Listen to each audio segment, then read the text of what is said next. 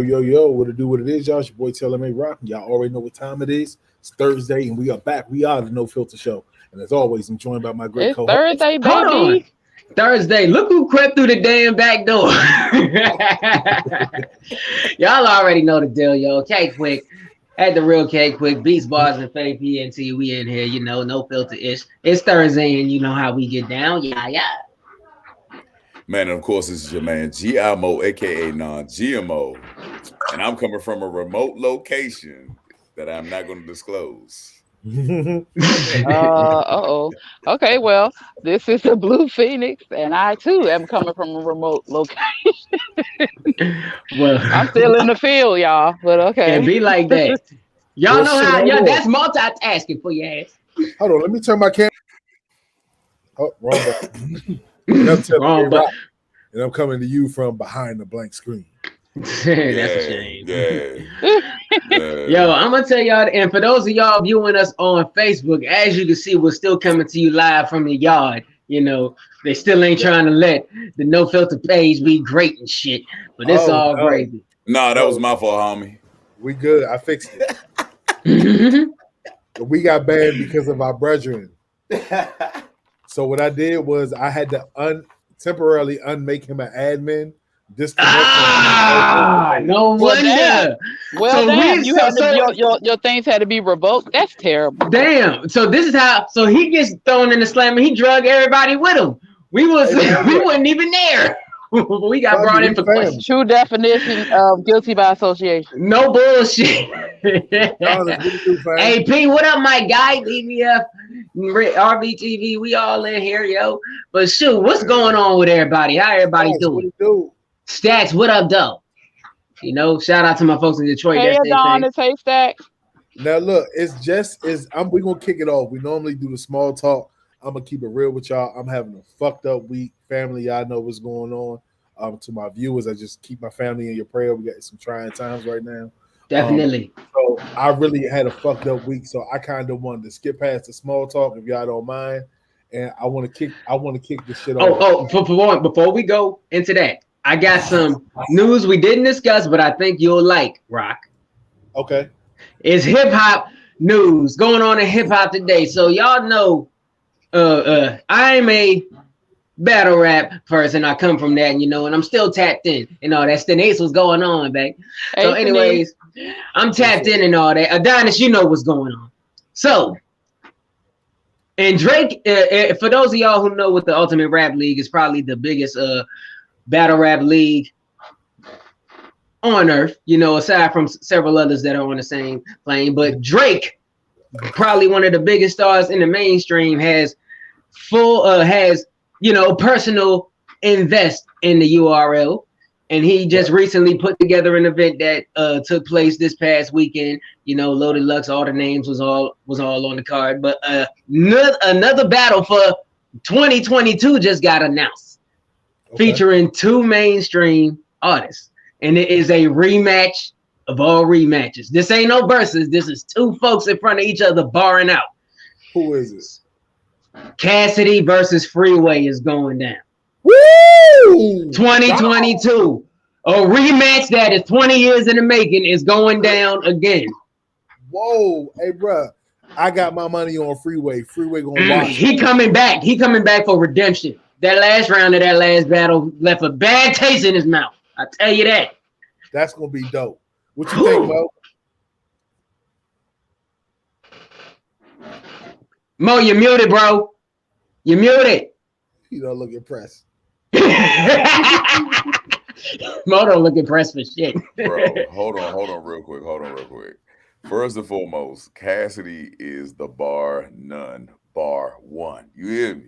Okay. I just spit a whole bar just now. Yeah, that's low key a bar. Low key, that's bars there. That's wordplay. But now let's weigh out the strengths here. Okay. Now Cassidy, transcended punchlining. The only person before Cassidy that was punching back to back like that was Big L, God rest his soul. But transcended punchlining, and wordplay and all that kind of is. But mainly when you say punchline, Cassidy is at least top. He's mentioned in the top 5 when it comes to just hip hop. So let me ask you this: would you get excited if Eminem was entered on a card? Hell yeah! Come on, Mo, don't do that, Mr. Yes, the hell I would.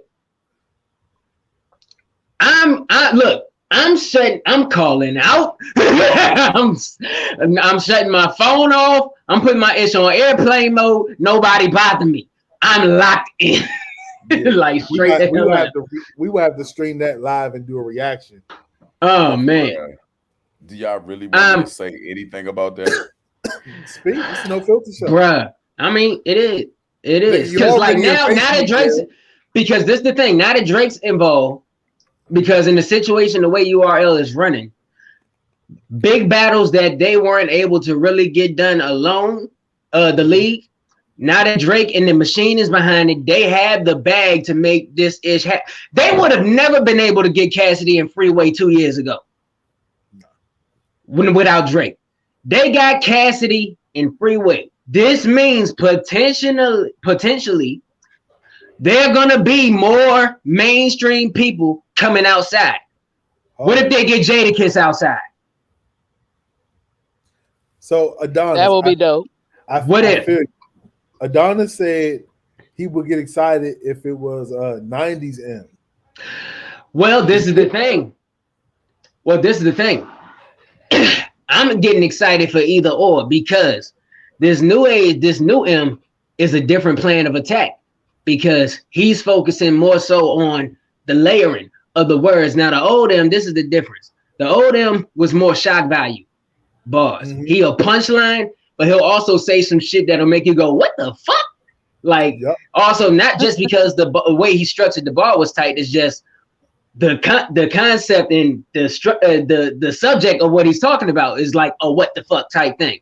But now, this day and age, Eminem is coming to overwhelm you and obliterate you with just layers of punches and words and all that shit. Like literally words, like meanings, like he'll dish out a punchline, but then there's a metaphor between the punchline and there's an allegory or hidden meaning between that. And then there's a motherfucking simile between that.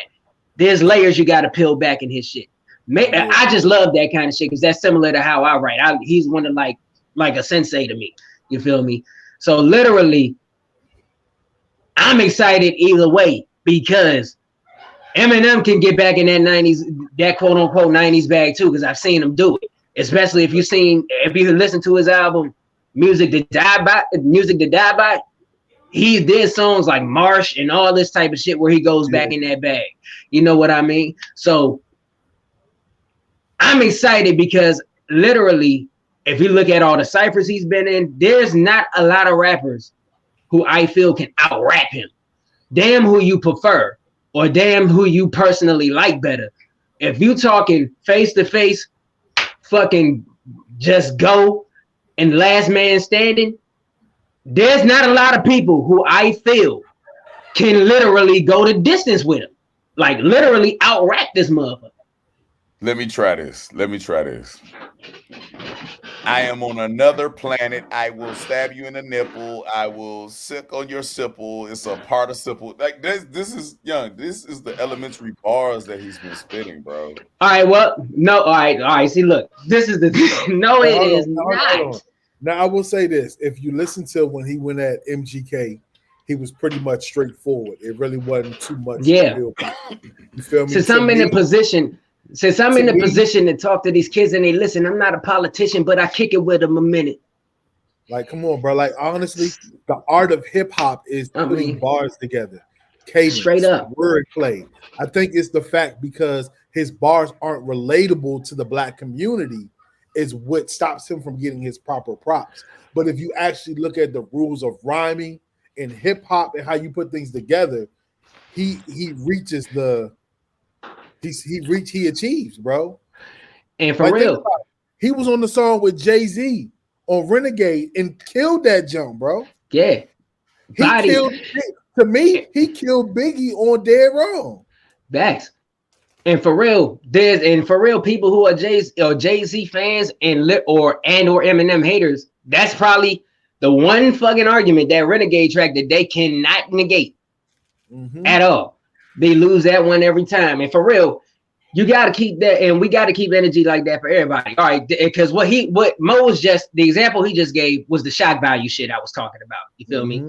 The shock value shit. There's plenty of dope black MCs who rap the same way. More, they didn't really make it. Some of them didn't blow up mainstream wise because maybe they stuck to the independent circuit. Because, like, granted, Brother Lynch Hung, like I said, one of my favorite Brother Lynch Hung songs is Meat Cleaver. He literally explains how he literally did just what you just gave an example of. He talked about he kidnaps a woman, chops her up, eats her, then takes her boyfriend or some shit, chops him up, and then eats her spleen and liver and all this shit. I mean, it's called horrorcore. That's a genre of rap in itself. It's called horrorcore rap. 3 6 Mafia did it in a different way, but they did it too. So literally, I don't take that as an argument, because some people pick and choose who they take that from, for real, you know. But all in all, when it comes to the element of actually rapping, and Adonis said something like people don't take time to decipher it. It also depends on the location of that battle. You feel me? So, and people who actually are tuned into battle rap understand what I'm saying, because there's two ways a battle can be held: on a very big stage in front of 2,000 people like they do now, because it's very popular, or it's an enclosed setting. Yep. And when it's an enclosed setting, that's when all that lyrically complex, take right to the next level of the universe shit is gonna fly, because all you got right there is two rappers and bars. So let me point it out to you. Let me give you a reference, because I fuck with Eminem. I fuck with the wild Eminem, and I fuck with this Eminem now. I'm gonna bring you back to the BET Cypher 10 years. Come on. Feel me? I mean, I love that shit. You know what I'm saying? And give them the disclosure agreement first. Pause. I put it on the description. Fuck Facebook.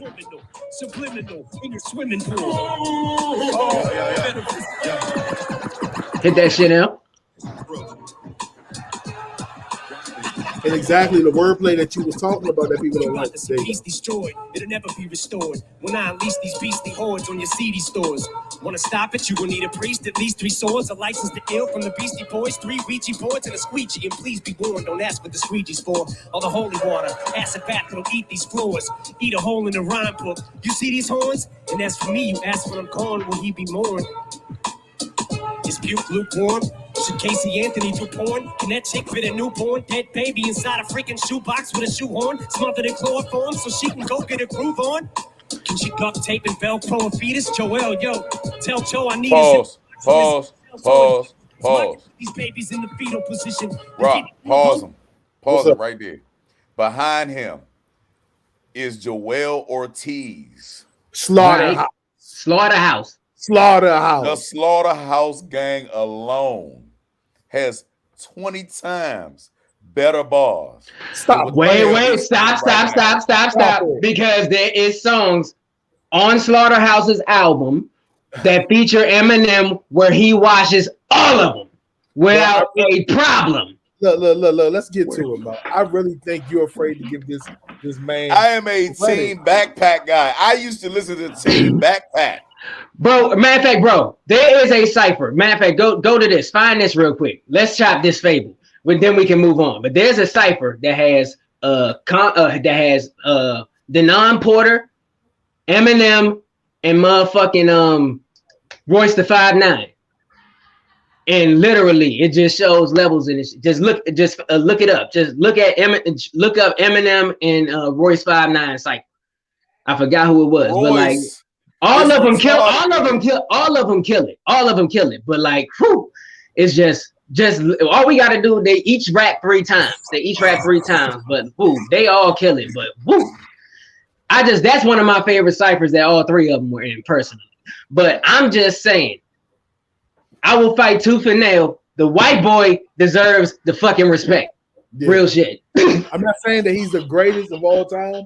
I'm saying you just got to show. I agree with you. I mean, you can have people you think are better than him, but we are not going to denounce his talent at all. Is this it right here? That's it. That's the one. Not gonna dog Let's you listen out. to a round. You can have people you think are better than you. We are not going to denounce his talent at all. Welcome to the ill world of Mr. P.O. Hey, keep the talk beat. I'm trying to see though. If it ain't about bread, then we don't speak for. If it ain't no lead, then it ain't no beat, bro. You better get a leash, cause your freak hoe specialize in wood like she Home Depot. I'm like Chico, D-Bars, V-Stars, Roscoe Pico, training these bras. Man, Amtrak, I break a damn back when it's Ralph Lauren. This ain't no damn chaps. Polo. I'm so pro though, yo bird crazy, El Polo Loco. Talking about cheese and this ain't no photo. Asking about rings like the whole no Frodo. You better get out of my house and I think I threw up in my mouth a bit. Be lying, talking about they bust a heater. Once I see him, they be more like Justin Bieber. Aaron did say something that was Ground dope. like Sky Zoos, how I do. Have him laying in the street, bleeding, butt naked with a bullet in his fucking head like Erica Badu. Hey, hold up. Being in a place where I'm wearing Gucci Hey, man. pause that shit. Pause that shit. Who was the lurch looking motherfucker back there, man? You said what? Who was the tall, lurch looking motherfucker back there? See, y'all in y'all vibe. Hey, look, but we gotta remember That's can't the play all host. of this. You heard me. So you just want me to find M, huh? Yeah, That's I really don't want to hear Eminem, bro. I know what he's coming with. But This guess is what? Bearded M, bro. I'm like a white Michael Vick, psycho enough to stick Michael J. Fox in a microwave with a rock. I might make a little Alizé with a side of knife and ride a motorcycle bike right through the side of my high school. Satan's disciple with a sniper rifle and a knife and a white diaper liable to you while I snipe you. So dopey gets off opiates. What an appropriate way to start off his day. He made it smart off the Dre. He may be hard to contain because his rage is so hard to gauge. See Hannibal ate his face and met Jason gnawed off his leg. Amazing hard on for razors and blades and anything sharp, even poisonous darts. It all plays a major part of his game. Only water won't water more. Crucifixes won't do the trick. He's so sick it's ridiculous. Solve the crazy part off his brain and he's still insane. Lots of blood stains on his carpet, man. There's some crazy going on in Shady's apartment again. Come on, man. Come on, man. Stop playing with my man, bro. Stop playing with my man.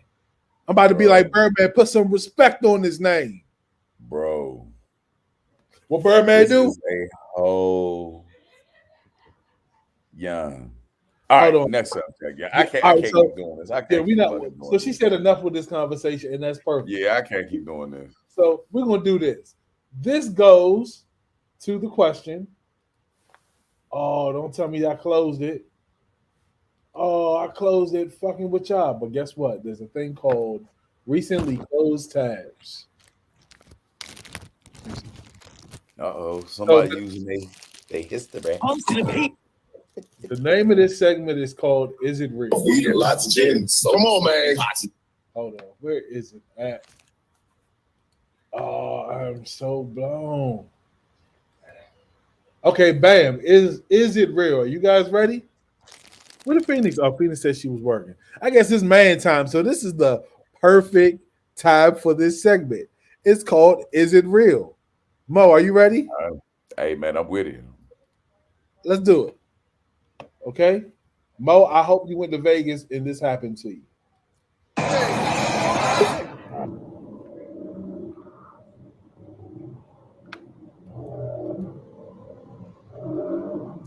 I follow this woman on Instagram.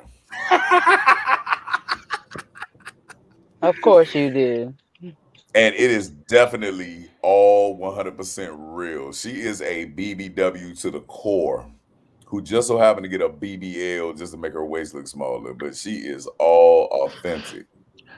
I can tell because fake stuff don't wave like that. That's all gelatin, as they call it. Look how happy she is. Nigga, look And look how happy- flabbergasted he is. This nigga put his hands up like he on a roller coaster. Because that's a ride. He was on a roller coaster. She That is a all ride. authentically Ladies a and gentlemen, Bro, you everybody know, comment. Was it real? you know, yeah. I think, yeah. Yes. People in the comments, comment your thoughts, but you know that woman got a big behind where you can't see the dude's lap or his waist when she's doing that. Hold on. Quick, you're about to be 30. You gotta say a big ass. You can't say a big behind. Nigga, Fine, big ass. You happy? Shit, that was a big ass. That hurt him to say that. Because y'all dragging. I'm trying to be a well-verbed person, but never mind. You are part of the no filter. I know. You are brothers to Mo, nigga. No. Hey, you know damn well I ain't gonna hold back, man. Hey, look, I follow her. She is 100% authentic. I appreciate her. I was actually on her page when that shit was shown. And yeah. So, fellas, let me ask you a question. Is there such thing as too much ass? Yes. No.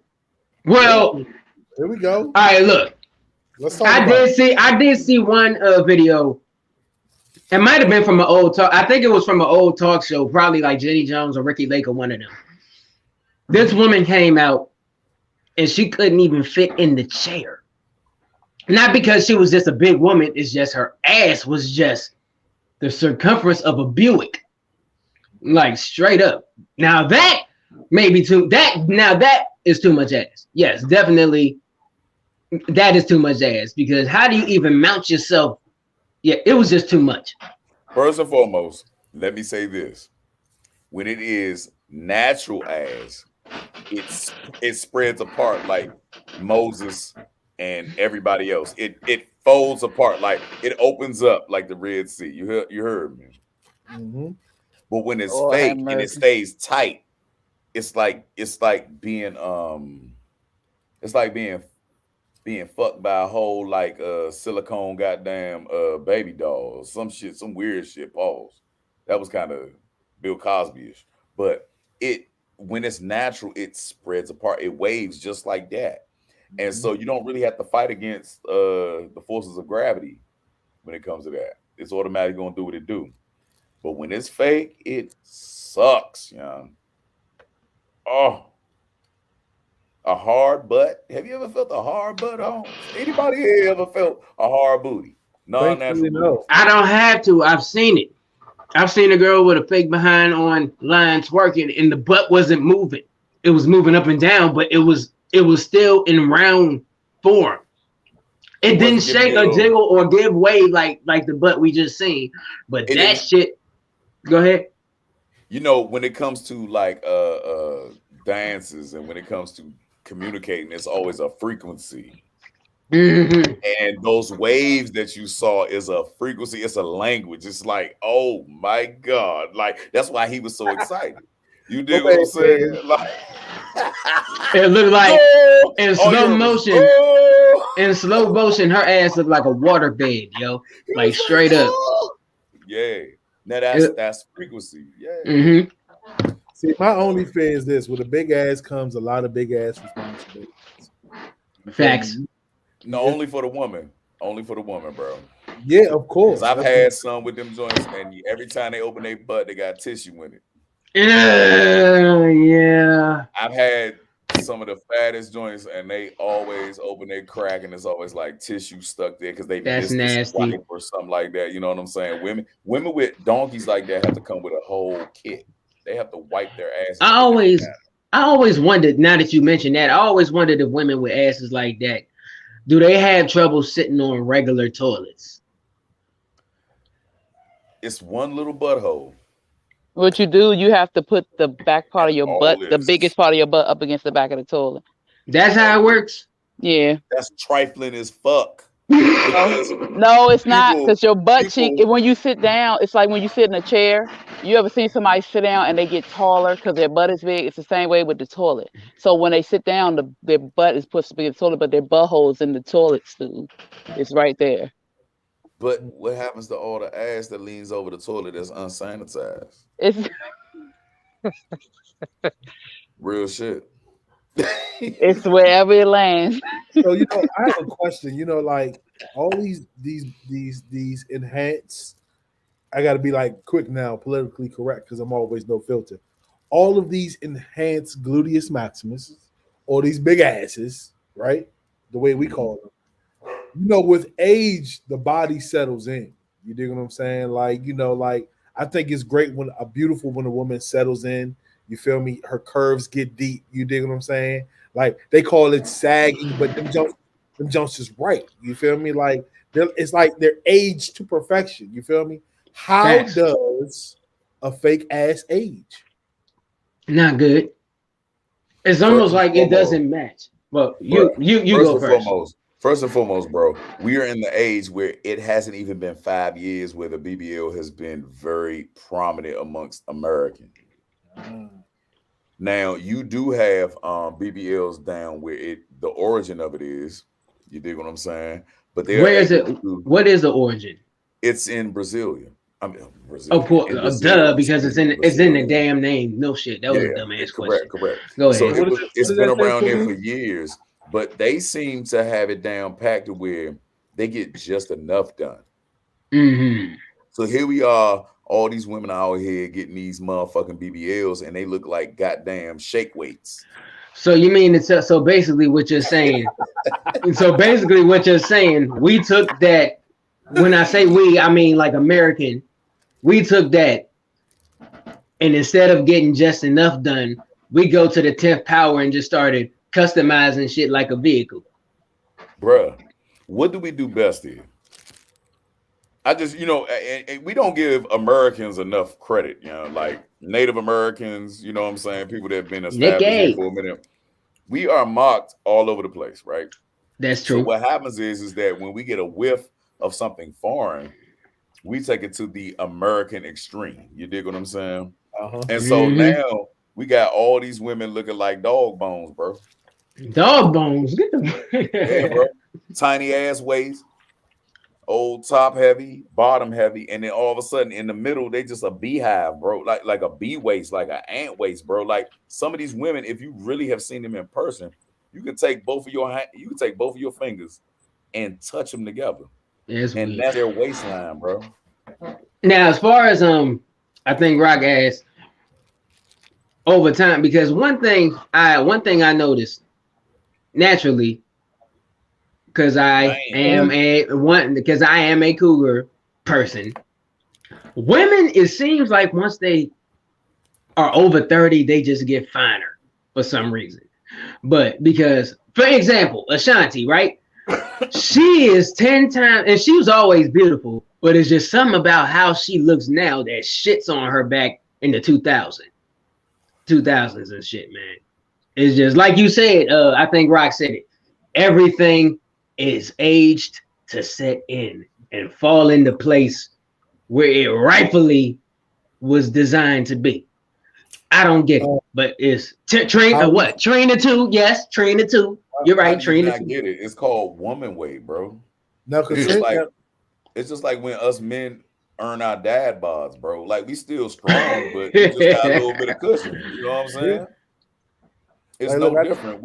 I'm a big boy. I tell my wife, I'm like, look, that muscle bound nigga that you see on TV, that nigga's in here somewhere along here. He's still here. You see glimpses of him, but you know what I'm saying? He's still here.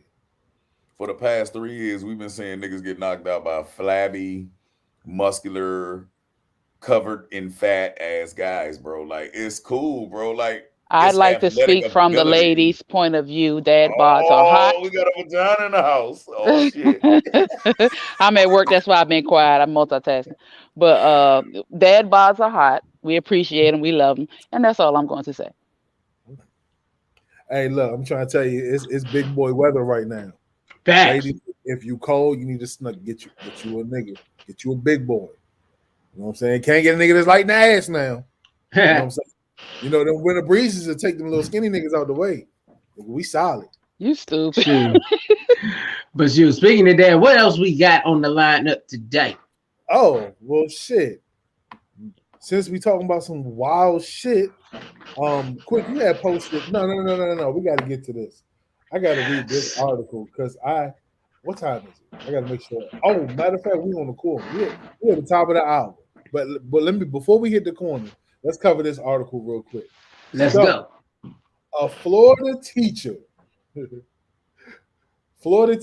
of the year arrested for hitting a pupil who criticized her award, right? So a Florida educator was busted for child abuse 2 days after being named Teacher of the Year for allegedly hitting a student who criticized her getting an award, according to police. Now, high school teacher Caroline Melanie Lee, age 60, was proudly hailed by her achievement by the Duval County Public Schools last Wednesday, according to Jacksonville Sheriff. So she was arrested Friday, accused of hitting a female pupil in the face, leaving her with a bloody nose, per what the arrest warrant said. Now, Lee allegedly demanded the pupil to come into her office one-on-one after she read a comment on a thread on Instagram post that challenged her new award, accusing her of dropping the N-word in classes. Now, the identification of the student has been kept confidential just because she is a minor. So let's get into this shit. First and foremost, I would have gave my wife permission to whoop this lady's ass. I said, baby, if you're going to take this charge, I'm going to make sure I hold this down and you good. But you have my full permission to put pause to this lady. That's all I got to say. That's crazy. That's crazy. So, go ahead. You know what? No. Because I'm curious. I want to hear the folks who. Now that I think about it, I want to hear the folks who have kids first, and then I'll give my 2 cents. So, by all means, Mo. By all means. Can I ask, bro, a real quick question? How old was her? 60. 60 years old and went gangster. Hey, bro, hold up. First and foremost, give this lady the credit for slapping the shit out of somebody younger than her, bro. And went hard and tried to escort her out there to get a one-on-one fade, bro. Did you really read the story in detail? Bruh, I read it. She went for the one-on-one fade in private. She was ready to go. With a minor. Bruh.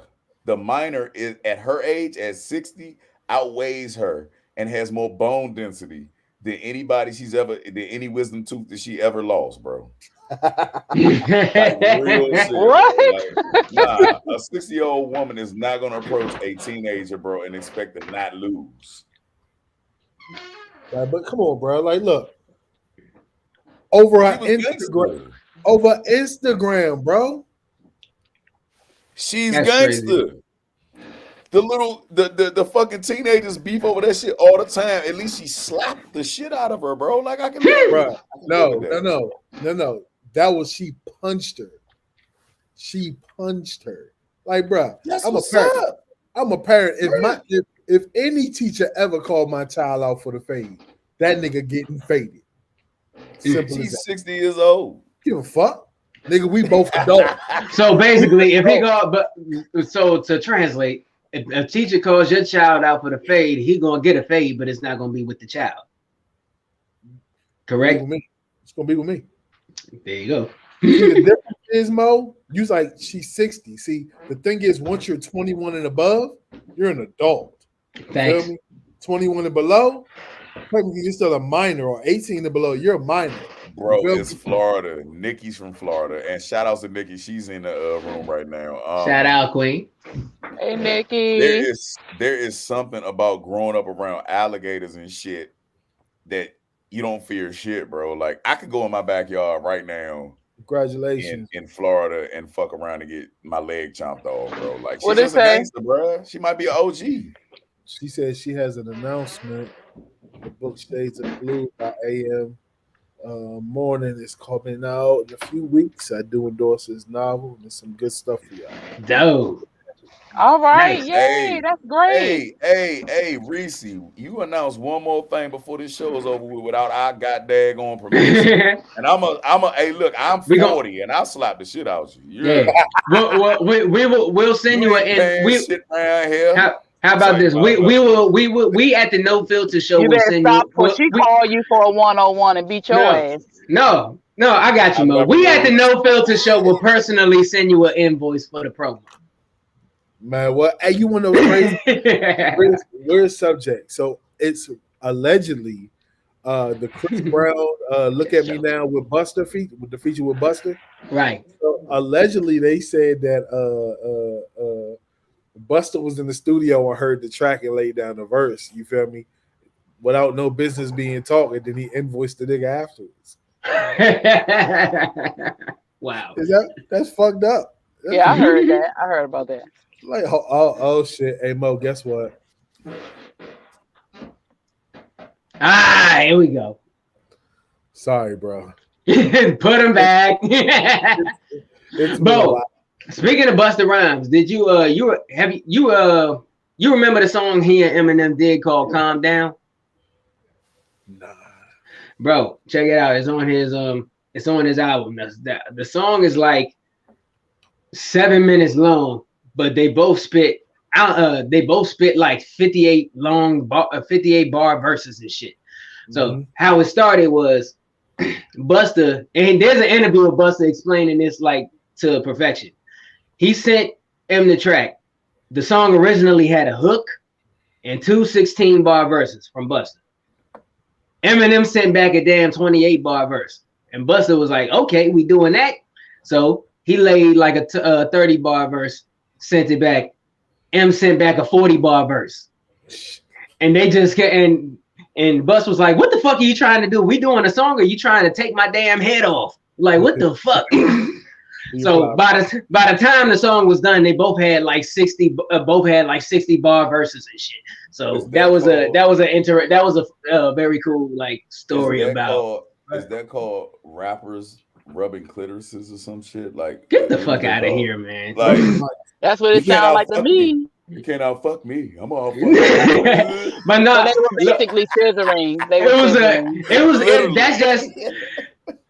It's for real. I love that story because it brings back the competition, kind of like the friendly competition in like rap. Like, it's like, I refuse to get killed on this song by you type shit. It's like pushing each other to the limit type shit. I love hearing shit like that. Y'all hear that? Y'all hear that? Y'all don't hear the commotion outside? What's going on? I'll tell you what, we're gonna take a trip to the corner and find out what's going on. I like what he did there. Let's go.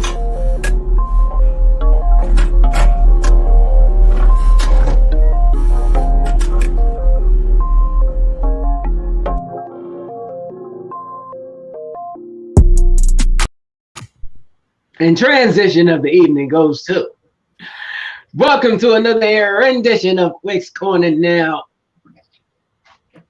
On and in. Consider this a little bit of a continuation from last week's corner, or the week before last week's corner, where we basically focused on literally taking time out to, as they cliche goes, smell the roses. You feel what I mean? Have some legitimate fun. And Halloween just passed, my favorite holiday, one of my favorite holidays. And I went to a shindig where I literally had, once again, fun. And it wasn't just me there. A whole lot of the usual suspects, but being that me and a lot of the crew hang around the same type of people, I stepped outside for a minute. It was a Halloween party. Everybody's all Halloweened up. It wasn't me that was there. It was the villain. If y'all seen my Instagram, y'all saw the pictures. I stepped outside, but when I stepped back in, after being outside for a minute, the first person I see is who? The Blue friggin' Phoenix. And of course, we're like, "Hey, you're here." And then she's like, "Hey, you're here," and so on and so forth and so forth. We hug, and then we commence to partying again. So at this party, we play games and listen to music, party, eat. The food was great. Shout out to K-Dope for throwing a dope shindig. I might end up probably bringing Blue Phoenix in here to explain her mind state when I get to the meat and potatoes of where I'm going with this. So one of the many memories that were created at this party, one of the games that we played consists of Blue Phoenix completing a quote unquote dare. And this dare was a prank call. And she had to call a restaurant or an establishment and see if they were able to make a food product in the shape of male private parts. And I know Mo and Rock are gonna get on me like, "Okay, quick, say it. Well, a penis." They hate that word. They hate the actual medical term for it. So I'm gonna say it like that just to get on their nerves. she wanted to see if they can make a penis. Now she had to call a pizza shop to see if they can make like a pizza in the shape of a penis. But granted, this was like 1 something in the morning, so everything was closed except Wawa. So she called them to see if they could cut a sub in the shape. It's hilarious. And guess what? We have footage from this here Oh my God. Let's take a gander, and Phoenix, we are gonna have a little Q&A with you afterwards. Rock, roll it for the corner one time. Y'all ain't shit.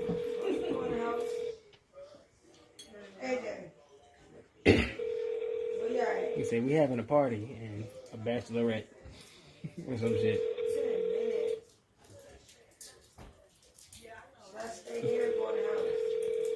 These motherfuckers. Answer your fucking phones. Y'all ain't that fucking busy. Hi, Anita. How are you? I'm great. Quick question. I'm having a party over here, and I wanted to know. It's a bachelorette party. I want to know if you guys make foods in the shape of penis. Penis-shaped food like subs and pizza, and probably the little donut holes because they look like balls. I mean, we're at the party. We trying to get a little crunk. We want some balls. I'm just asking if you guys have anything shaped like that. Any penis shaped anything in there?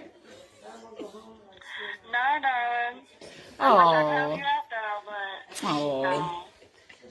What about like Cool Whip or something that can resemble something? People just want balls.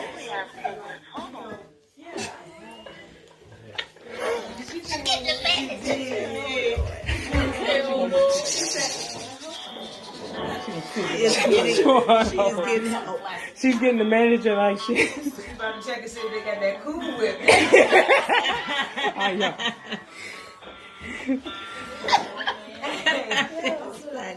Oh, that's some bullshit. They hung up.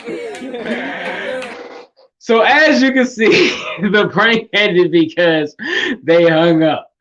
Now, Phoenix, how did you convincingly pull that off?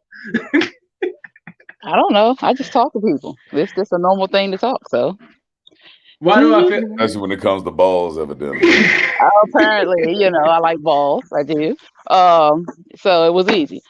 Yeah, it was all right. It was fun. That was something fun to do. I feel like this isn't the first time if she came back on the phone, I would have probably said a little bit more, but. Ooh, I was hoping she would have came back, and she didn't. She didn't hang that shit up. You almost had me convinced this wasn't the first time you making such an order. That is the first time I've made an order in penis shaped anything, or for the 2 gentlemen on the line, dick shaped things. Well, I guess since we talk about penis, No, fuck that, bruh. Say penis one more time. I told you the last time you said that shit was violation. Don't you ever fucking say penis again, man. Nah, because I just had a whole argument with these old motherfuckers at my job about if it's a dick or if it's a cock. What do we call our shit? I got a herb. I got old niggas. Women's vaginas used to be called cocks.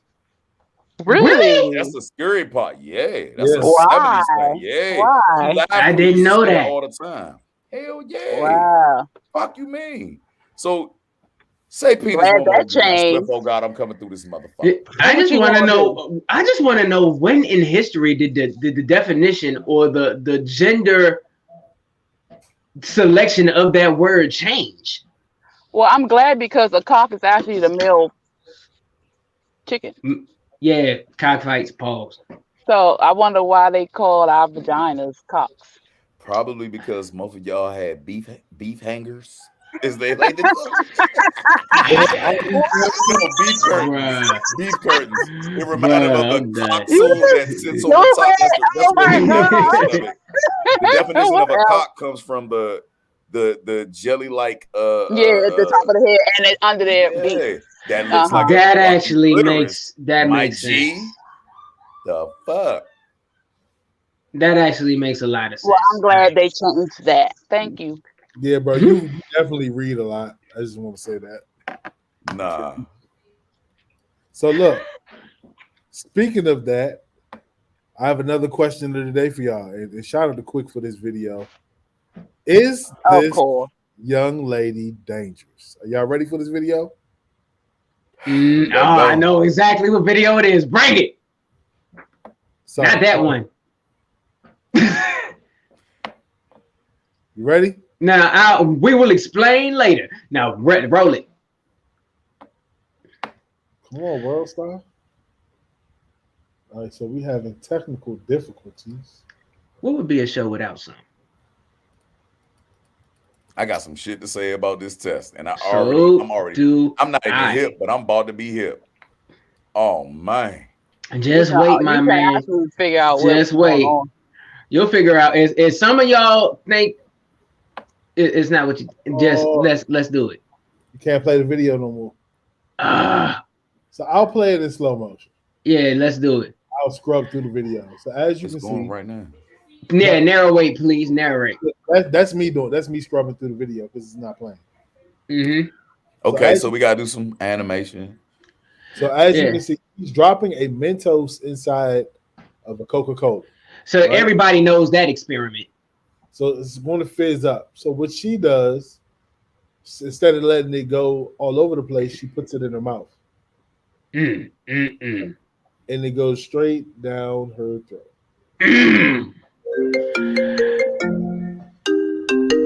Now, anybody who has seen this Mentos and Coke experiment knows that when you drop that Mentos into that soda, it shoots up at like 100 miles per hour, 100 psi, or however you measure pressure, and just like a dang high-powered geyser. This girl put a Mentos in there and put the bottle in her mouth and took all that pressure to the back of her throat and didn't waste a drop of that soda. Doesn't it, Quick? Mind your damn business. Yeah, if you ask me, she is at the top of the most wanted list. She is dangerous, bro. Dangerous. She is going to change someone's life, and I'm pretty sure she has. Oh my gosh. Yeah, that's danger. Danger. Okay. So how do you gentlemen feel about that? I already told you how I felt. I was thoroughly impressed. I'm gonna tell you like impressed. I would not share soda with her because I know for a fact that she didn't drink my soda without stopping.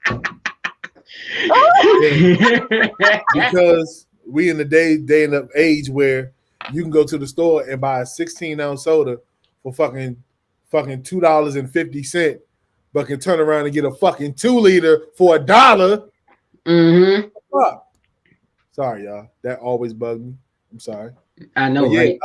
How we said is good luck, but yeah, I definitely wouldn't share a drink or a soda with her because I know she's literally going to inhale that shit. Is she dangerous? That's so crazy. Is she dangerous? In so many beautiful ways. Hey, bro, you sound like you in love. This man in love. Like, look at Howie down there. Oh man. Nigga. Hey, yeah. Talk your ish, Mo. Talk, Mo. What you think? I want to hug her. No, bro, Mo, you gotta turn your camera on. We want to see your face. Turn your camera on, bro. It sounds like you making googly eyes. No, turn it on. Turn it on. This is a no filter show. Turn the shit on. Oh, hold on, real quick. Hold on real quick. You're a little busy. Yeah. I should, yeah. You need to go to the back. Yeah, I should hold her. You should hold her. Yeah. Look, his voice changed and everything. You want to play in her head, don't you? Oh my God. Y'all remember the Andre 3000 joke where he was like, man, I think I love her. I just want to lay on her butt. I just want to play in her hand. Uh-huh. Yeah.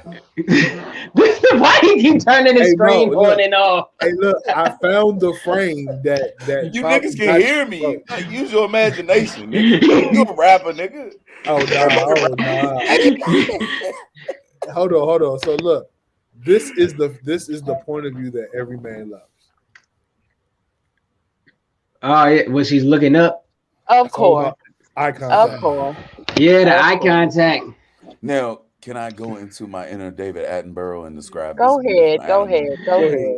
Yo, he's Oh. please describe it like national. This is the week on National Geographic. We go to Mo. As we look into this native of America, she just so happens to have a Coca-Cola, which just so happens to be excited. Hold on, let me turn this camera off. Who just so happens to be excited by the fact that it is full of Mentos, as I take it. Now, if you look at her concentration to the heavens and the gods above, she's willing to accept the injection of affection. This, my friends, is called Throticus Focus. Keep it in. Throticus. Throticus. What is Reese talking about right here? Reese telling you she ain't playing them games. She could do it too. She gonna fuck around, eat that shit, boy. Wow. She a throat baby lover. Like, yay. Oh my God. But Wow. you wanna know something? He is like beyond. I'm gonna tell you some That's shit. ridiculous. Women with no gag reflex, they're toxic. Survey says, Explain. bruh, they're toxic. What you mean? Explain. You don't know what that means not to have a gag. I reflex? know what it means. I'm joking, but I was just. It sounds No, like Rock was explain. speaking from Rock was speaking from experience. I want him. Nah, explain, nigga. Because when you have the ability to do that to a man, you can get that nigga to do anything you want. That is facts. If you're good at it. If you're good at it, how many times, fellas, real shit, how many times you done said some dumb shit during sex? I have. How many times you done fucking slipped up and said I love you? And We just slipped up. so Kiki, every time he said that was a slip up. You heard that, right? Oh, don't be trying to get him in trouble. Don't be doing it. that's fucked up. One, she got her headphones on doing her puzzle. Oh damn. All right. She already know the vibe. All right, true shit. All right. How about this? I'll volunteer to go to the back for that. Put me back there. No. It's okay. Look, Howie had a point. You feel me? Howie said he loves the gok gok sound. And who came up with the spelling? I was just getting ready to ask You know- y'all that because I thought y'all liked that sound. Well, for real, like I said, I'll tell you this, and I've had many a conversation with just general when dudes speak. It does something to our confidence when we hear the gag. I don't know why, but we just like the gag sound. Like the thought of you just choking on it. The gag is just. It sounds so bad. The gag. That's what it is. That's what Guk Guk is. Guk Guk is the onomatopoeia of the gag. You know, so. But you know, like some ladies try to fake it, but when you start, you got it when the tears, the eyes water up. You be like, stopping point. Well, Let us proceed. So, yeah. What Tracy Morgan said? Tracy Morgan said, like, shoot, you want that TV set? All you got to do is gag. We're going to go to the store tomorrow. You want to go shopping? I always say it don't matter. It don't matter. Bite it or spit it. Or spit it out.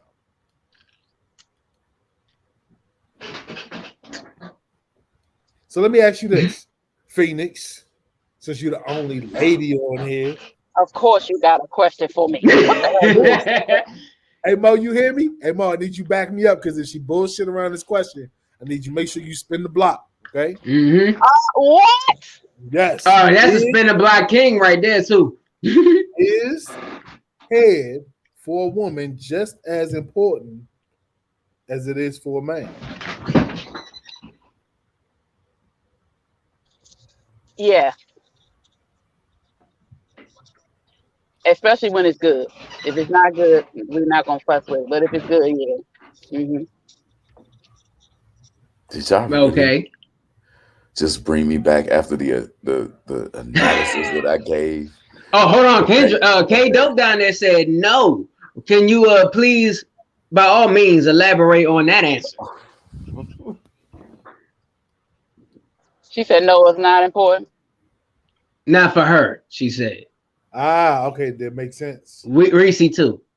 Oh, okay. Okay. So basically what she's saying is she comes off of giving head. Now, that is the key question to women. Well, okay, go ahead. I'm sorry. Do women?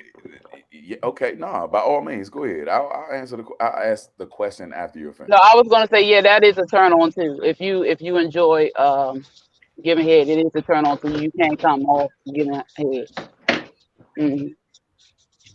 Some people actually kind of crave it, like want to give head, just randomly think of wanting to give head because it's a turn on.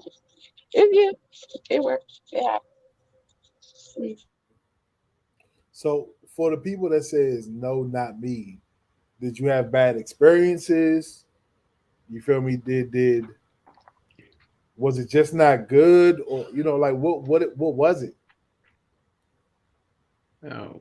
Well, she says she gets off from the giving, so that's one thing. Okay. So, yeah, and I've heard, and that's not the only time I've heard that. I've heard a lot of women say they prefer giving, they like giving and so on and so forth, and they don't even really ask for it or even take, and they don't take to it well neither sometimes. It took a while for me to actually take to receiving. I don't know. Really? I don't know. Yeah, it took a while for me to actually take to it. Yeah. So how long did it take? Or how many times did How long did it take? Like when I said it, yeah, when it's good, when somebody doesn't do it good. Yeah, it took me a God dang, Reese, shoot. She said she said she was bitten and bruised. Like, what the heck did he do to you? Like, what? Shit. Bring Reese's comment back up. She had a bad experience. I'm driving. I can't read it no way, but she had a bad experience. But my experience wasn't bad. It's just, I guess, people try to do what they see on porn, and you can't do that. I don't know. I'm good now, but then it took me a while. So that's leading into that now. That's why. That's one of the reasons too. It takes.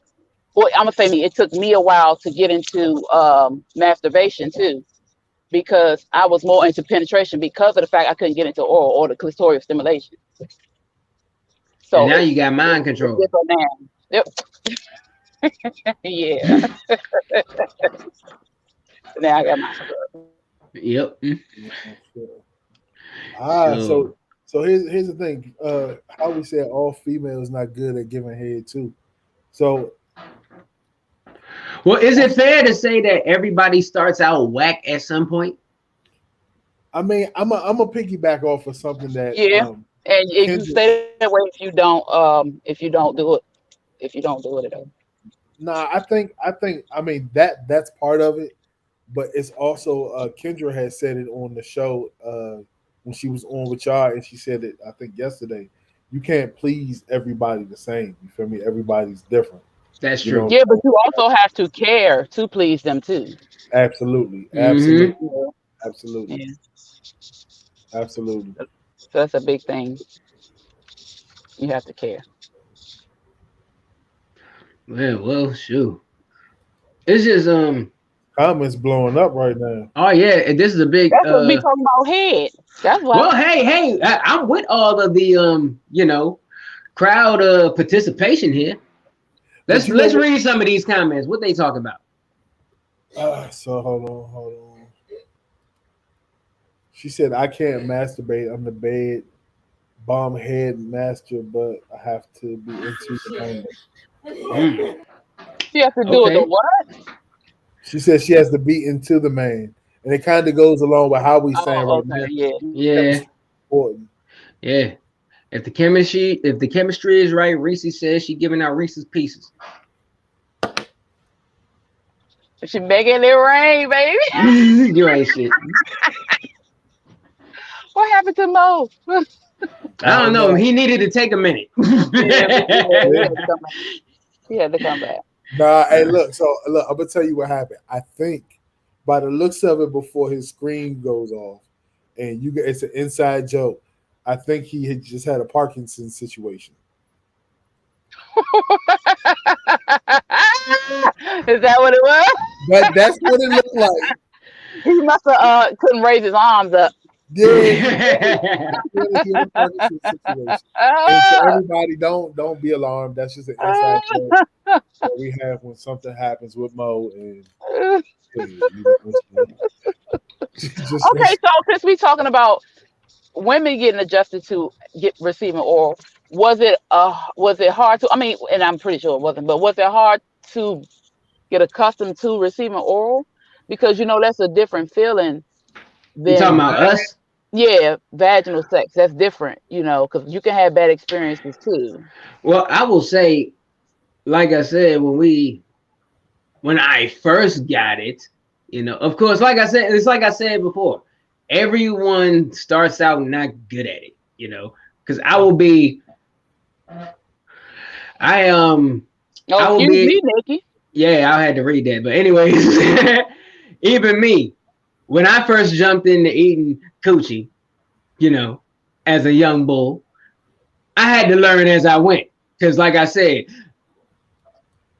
I just went in there and tried to emulate what I saw on the TV or on the porn, whatever, and not knowing what the heck I was doing. I just said, all right, I just got to jump down there and do something. Terrible at it. But I found I found my technique and my pattern and developed the signature move as I went along. You know what I mean? But anyhow, he's a Mario controller. Like shit. But anyhow, I digress on that. But the first time I received head, it was awkward. It was awkward. It felt nothing like. Quick, hold on 1 second, Reese. If you don't calm down in them damn comments. Oh my gosh, what is wrong with you, Reese? Well, put Howie comment back up there. I missed that. She can read them now. Okay, he hated it. It tickled. Okay, I got you. Well, yeah, and I can only imagine. Now, granted, it was just awkward. You had to get past the awkwardness, and plus the girl maybe inexperienced and so on and so forth. Hold on, what she said. You read that. She said, "Look, I like to see the look in my man's eye when I take it down to his balls."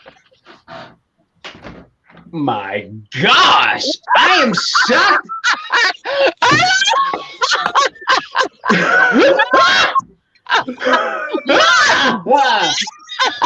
Holy cow! But y'all know Reese ain't got no Reese is a dangerous woman. Okay. Holy cow! She's dangerous. You definitely can't be no cougar, Reese. You gonna just destroy You just gonna destroy upbringing. Wait, what he say? She hot in the ass. What up, Reese just gonna destroy upbringings around here. What do you say? I never had a chick that sucked too hard. Oh wow! There was an incident where that, but the teeth got in the way one time. Nikki, what talk? Does that now? I want to ask them real quick. Does that go away as you get older? That's what I want to know. Nikki, maybe. Y'all all right, our viewers are some dang freak-a-leaks out this mug, yo. Yeah. Hey, they part of the No Filter clan, of course. Hey, of course. So Hey, team, you want to but know something? Hold on, real quick. I just had it. I had an idea. Thank you, Weezy. what we talking about?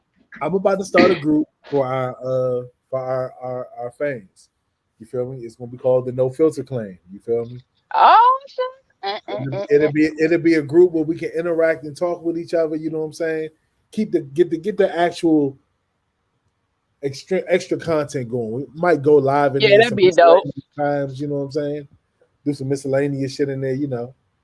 Call that shit And I will say this: that's a dope. if idea. you're adding to the group of this, or if you join the group, since you're going that route, I added another little perk to being a part of this group. And stop all that damn lying, Zena.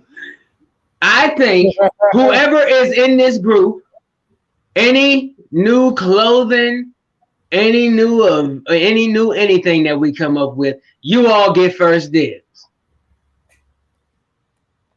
Facts. You all get first dibs. Y'all get to Real see quick. the clothes. Y'all get to see everything first.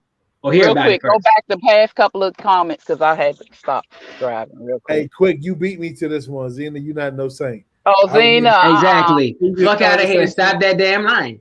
In the words of Charlie Murphy, wrong. Look, anybody that got that pink robe is wrong. not no saint. If you got that pink robe, you're not a saint. Right, Denise. You still young, Denise. You still young, so that's why I was asking, does it go away as you get older? I had a chick gag and bite my shit. Oh, poor thing. Oh hell no. Hey, Katrina.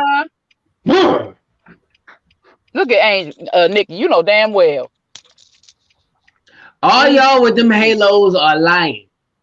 When I say lying, y'all are licking. You know how much of an angel I am? As I speak, my halo protrudes around my face. Look at that. Look at that. Phoenix. All your healing powers ain't for good. Oh, yes, they are. No, the hell they ain't either. Oh, they're gonna be good, and somebody gonna be happy as hell. God dang. Yeah, once they find their soul that they lost. I will never make it this soul. No, once they find their soul they lost, they might can be happy. But when they lie soulless, Stupid as hell. I'm just even saying, do those type of things. I don't even. Do we gotta go back and review the game tapes of when? Never mind. Don't make me do it. Do what? I will go back and pull footage. Because we had it. Let's ask the question again. Matter of fact, Brock, zoom her in. OMG. This is exactly how we asked it last time. Yep. Oh, Wheezy. Huh? Spit or swallow?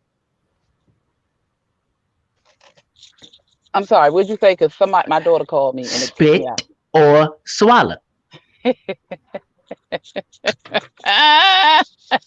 I don't know what that means. No. Because you answered this question before. You better tell the damn truth with the same answer too. Did I? Yes, you did. Did I answer? You did.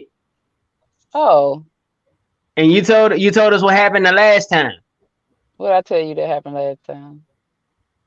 You did. You used some healing powers. Oh. Okay.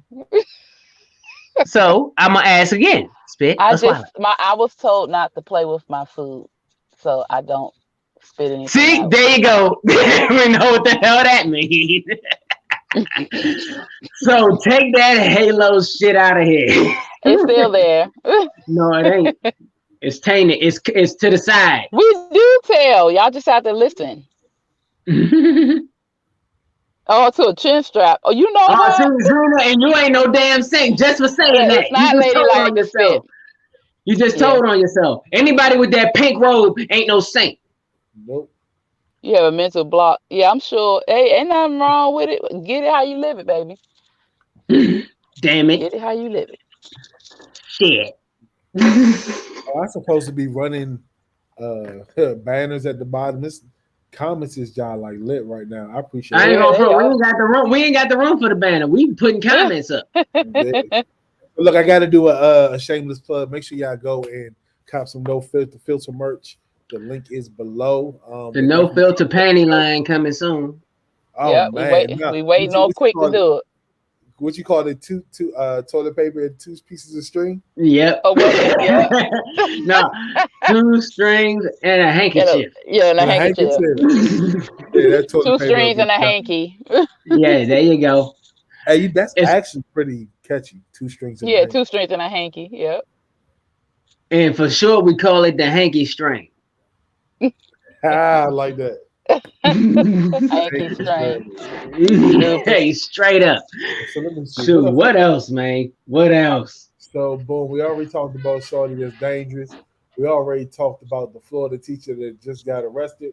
So in pop culture news, Fetty Wap was scheduled to perform at the Rolling Loud Festival in New York on Thursday night, but unfortunately the rapper was arrested on drug charges and later indicted along with 5 other drug trafficking conspiracy charges. Federal prosecutors say that 6 men allegedly transported and distributed drugs, including heroin, fentanyl, in Long Island, and according to an indictment obtained by CNN on Friday. Shout out to Yahoo News for the source of this shit right here. And I'm gonna tell you this. This gives us an opportunity to actually dive deeper into something because I think this is What a are little. y'all doing out here? Oh, he's talking about. I think this is a little bigger than just Fetty Wap because it used to be where people who were in that lifestyle, once they became successful, musicians, actors, whatever have you, that was their scapegoat to leave that life alone.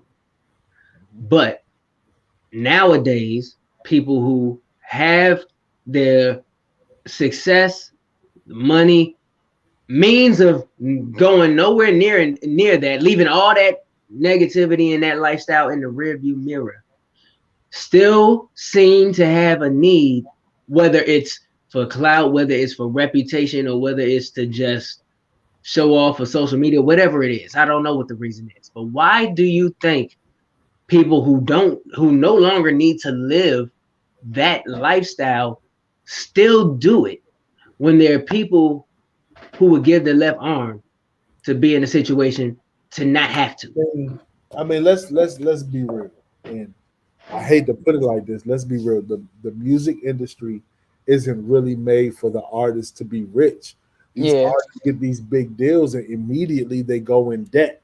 You dig what I'm saying? They have to make the label back. So for the people that don't understand how these deals work, pretty much you get fronted a budget for the deal. Okay, boom.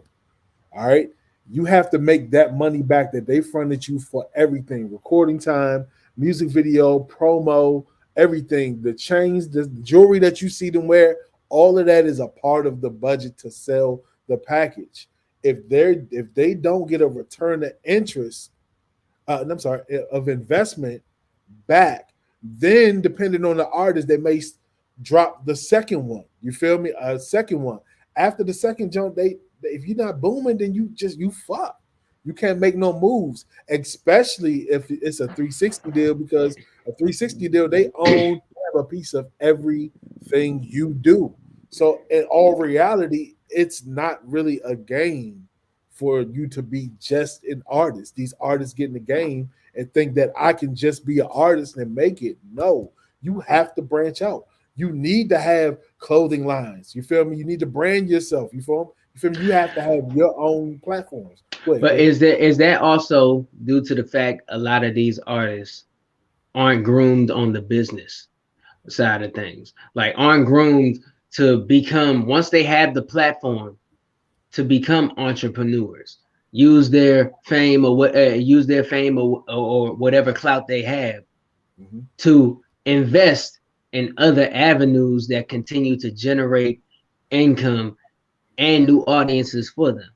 Do you just take that as people are not vested in being a business person in this thing called the music business, keyword business? Well, I'm gonna tell you like this, and this might sound ignorant. If we're talking about hip hop and the rap game, they're signing a whole bunch of trappers. You feel me? My experience in growing up and the people that I know who are trappers, these are some of the smartest businessmen. You know, you have to really think of the thought of a trapper. If you're selling some type of whatever you're selling. You have to think about wholesale price that you're getting it for, what you need to sell to make your profit, you to break even, and what you need to sell to have your profit margin. You feel me? How much you need to have your shit set up. You know what I'm saying? It's a whole bunch of thought, marketing. You feel me? How you gonna spread the word? Some of the best businessmen are unfortunately drug dealers and trappers. Yeah. You feel me? He's so right. what's happening is the industry is targeting these young, uneducated, green ass artists. You feel me? Who all they see is a big check, and they don't think about the end game. They thinking about the right now.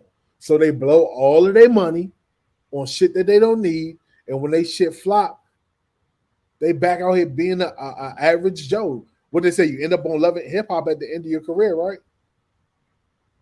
Yeah. This also goes back to like what you said. They see the check, but they don't read those contracts they sign. Nope. At all. You're right, Howie.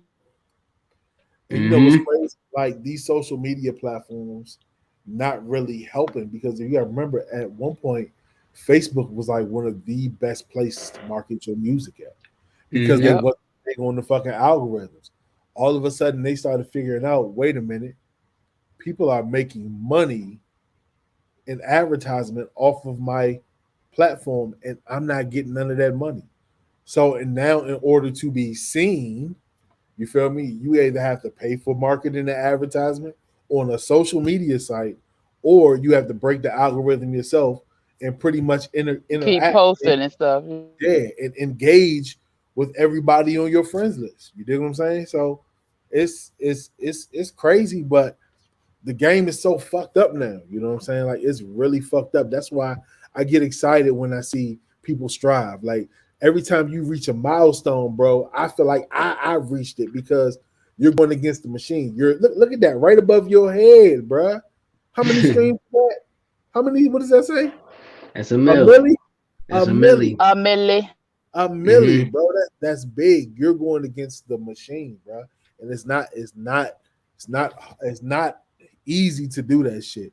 You know what I'm saying? I tell people all the time, you want to beat the machine, sometimes you just got to play the game.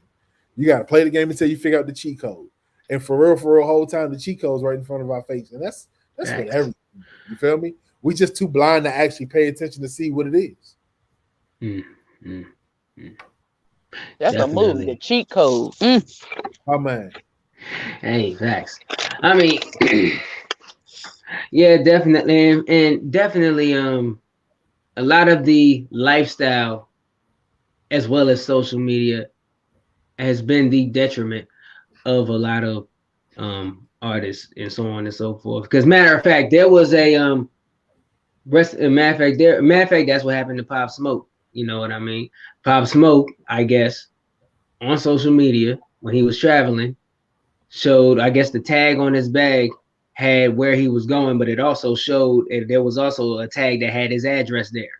You feel me? So he posted that on social media. Somebody kept the file, called him at his address. That's terrible. And that led to the unfortunate and sad demise of Pop Smoke. Now, don't get it twisted. These labels ain't shit. You know what I'm saying? And it just rolls on to. Well, yeah, because they still making money off of Pop Smoke right now. Yeah. He has a new project coming out, I think. That's crazy. It goes exactly. You only money to them. Cattle. So strolling on the Shade Room, I seen that Meek Mill had all right, bro, be safe, have a good night. Much love. Meek Mill had posted and deleted a couple posts, and one said, I haven't got paid from music, and I don't know how much money these labels make off of me. I need my lawyers ASAP. Then he posted, asked the record label how much you spent on me as an artist, and then asked them how much you made off me as an artist. I'm about to make my record deal public by Monday, just to let the world see what these people on. So my question is he talking about Maybach Music, or is he talking about what, Warner? Isn't Maybach under Warner? It might be Warner, because Maybach Music is an entity, but it is a branch. It has a mother label. You feel me? Right. That is. And that's Warner. What I was wondering. You know what I mean? It has a mother label. So matter of fact, and stuff like this has been and it's all about just knowing like you said, playing the game, knowing how the machine works and knowing how to counteract the machine. Once you know the inner workings of the machine, you find solutions on how to counteract it. There's an interview with a Chamillionaire. Shout out to Chamillionaire. Now, granted, he stepped back from the music scene. And granted, back when that whole Swisher House and like when Paul Wall and all them came out, he was like my favorite one.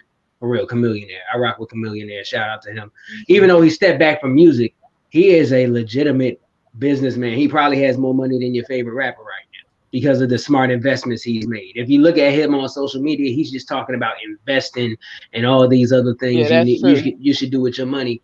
I mean, but anyhow, there's an interview where he's saying, the clip that I seen says 9 out of 10 times when a label hands a check to an artist, the check is not right.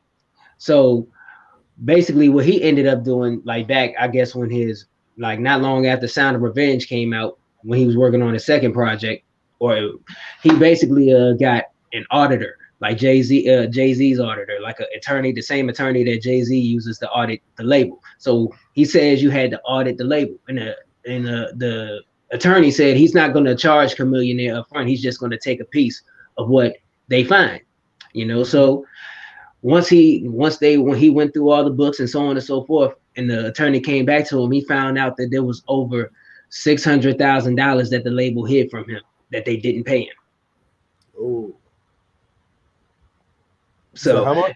$600,000, over $600,000. That's $500,000. Over $500,000. There's over $600,000 that was owed to him that he didn't get paid.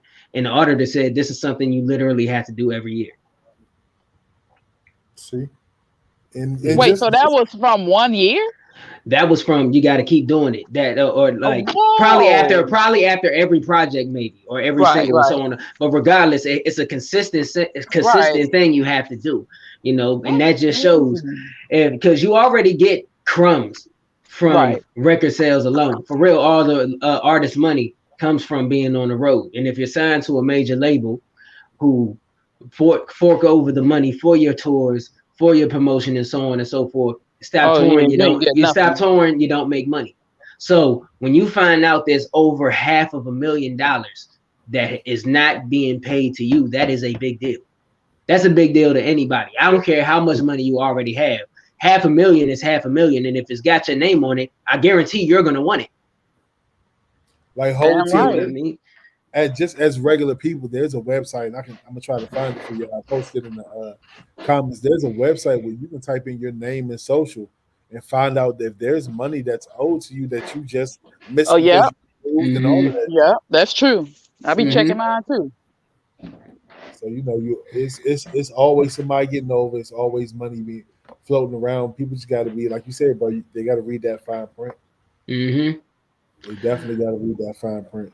So yeah, it's just all in all, like if you get into any industry, like the music business is called a business for a reason, and people above you, their sole goal is to make more and pay less.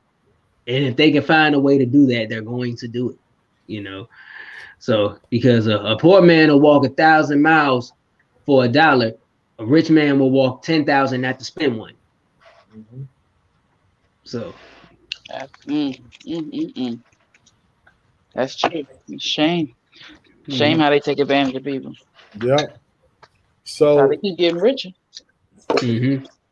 We're gonna keep this conversation moving. Since we in the entertainment world, recently, Alec Baldwin was involved in an incident while on the set of Rust. The actor Alec Baldwin fired on set of Rust on Thursday, killing the director of photography, Helena, I'm sorry if I mispronounced your name, Hutchinson, injuring the director, Joel Souza, which in the gun that he shot contained a live round, which was actually supposed to have been a prop. You know what I'm saying? It's supposed to have been a blank round. I just think it's really sad that another film professional, you feel me, was killed. Lost their life because of negligence. And straight up, as a camera operator myself, I personally, I did one video where we use real guns. If I think it was only one, but that for that one, it was multiple guns. You know what I'm saying? And for my safety, you know what I'm saying, I personally made sure that the clip was empty or it wasn't a clip in it at all. You dig what I'm saying? And that's just me. But on a professional set, there's people responsible for each and individual things. Mhm. So for that to happen, it's extremely unacceptable. It's Extremely. unacceptable. And it's because of that. Now the actor who the props were not his responsibility. He was supposed to use the prop on set. And who's to know what if that gun had went off while they were filming? And he had to point that at somebody and it went off. Right. It was going, something was bound to happen because somebody didn't do their job. So whoever's in charge of wardrobe and props or whoever, they didn't do their job. And now because of that, the actor who is hired to use the prop for the scene is now under fire for what? What is it? Involuntary manslaughter now? Involuntary manslaughter. You know, this happens more often than we think. That's what happened to Bruce Lee. And you know, a lot of these No. things, It happened to Brandon. I mean, to Lee, his son. I'm sorry, his son. Yes, it happened to his son. But you know, that happens way more than we think. And I always wondered a lot of times if this stuff was done on purpose. Because how is it that everyone is on set, everyone has a job? How is it that live ammo is put in these guns that's supposed to have the dummy bullets? It does seem like a or the setup. sandbags. And also, I read that since 1990, there has only been, well, not only, but there have been 43 fatal incidents in the U.S. film set since 1990, and Alec Baldwin was number 43. That's crazy. But that's and that was that 30 years, 31 years. So I'm gonna show y'all something. I'm not gonna go reading into the specifics, but I Wikipedia a list of television accidents, and these is the list from the decades. And unfortunately, you would think that it will only get better, right? No. As time goes on, the list gets longer and longer. You said, what's that? This is a list of actors that got hurt or got killed during filming. Like, this is crazy. I mean, and you can't tell me that Brandon Lee situation wasn't a setup. That's what I'm saying. That one was a hit. Ain't no way nobody didn't know that wasn't no blank in there. Yeah, so oh wow. So in Rambo First Blood 2, filming in Mexico, the special effects man Cliff Wenger Jr. was accidentally killed by one of the film's explosions. Wow. Damn, that's crazy. And that happens too when they do the fireworks scenes or the explosive scenes. Someone get hurt from that too. Oh, and by the way, in the movie Expendables, in the fight scene where Sylvester Stallone had to fight Stone Cold Steve Austin, Stone Cold accidentally broke Sylvester's neck. In the I heard that. What? Yeah. So look, in Karate Kid 3, actor Sean Kanan suffered internal bleeding after doing 20 takes of being thrown out of a door and landing on his stomach. Wow. And which one? Karate Kid 3. I think I know that scene too. They said he collapsed at the Vegas hotel 4 days after shooting the scene where they discovered he had 2 quarts of blood pulled in his abdomen. Oh my God. Man, that's crazy. Wow. So look, weird fact, 1990, one of our favorite movies. Oh, see, look, she just posted this shit. She said Angela Bassett's stunt woman died while filming Vampire in Brooklyn. Dang, I did not know that. Yep. I did not know that. That's crazy. Yeah. That's crazy. It's wild, man. It's just So I mean, and for one, there's certain things where literally they're uncontrollable accidents, and there's things that can be controlled. Somebody could have controlled a prop gun or a gun that fires, whether it had a live round or a fake round in it. There's some things that they put it in there. Come on now. Obviously, that's like what when that happens. That's what I'm saying. That's what I'm saying. That's my whole point. That can be controlled. So that's no accident, in my opinion. So I feel like this. All right. So let's, you know me, I play devil's advocate. Let's put a scenario where it could have been an honest mistake. Let's say the gun was brought to the set and it was somebody's gun and it was owned. You know, people who carry their guns, it's always lit, it's live, it's, you know what I'm saying, it's loaded. So let's say a person changed the clip out but forgot it was one in the head. You feel me? Somebody ain't do their job. Exactly. I feel you. Or let's just say it wasn't one in the head, but there was two identical clips. One was the blanks, one somebody didn't do their job. Yeah, you know what I'm saying? That's what I'm saying. Same thing. Somebody didn't do their job, and it could be a freak accident. But you know, I know with Brandon Lee, I think it was a hit because I actually believe Bruce Lee was a hit. You know what I'm saying? Bruce Lee. I believe so too. And not to mention, Ip Man and Bruce Lee died in a very close proximity to each other too. So that. People, there's conspiracies going on that somebody took both of them out. Well, you got to think, Ip Man, Master Ip, respectfully, you know, Master what I'm saying? He fought with Wing Chun, which was created by a woman, and was that style was actually looked down upon because it was created you feel me? And it's mostly defense and strike when you got your opening, you know what I'm saying? So with Bruce Lee took that style a little bit, you feel me, and created kind of like his own style. Like he realized that the hands are faster when they're open, but right before impact, you ball your fist up, you feel me? So, but what it was, Bruce Lee started to make the Korean movies Americanized, you feel me? Which that's what it was. Make the view of kung fu, you feel me, kind of in my opinion, watered down. You feel me? Like it was a big issue with that. You know what I'm saying? And you know, Bruce Lee was hated.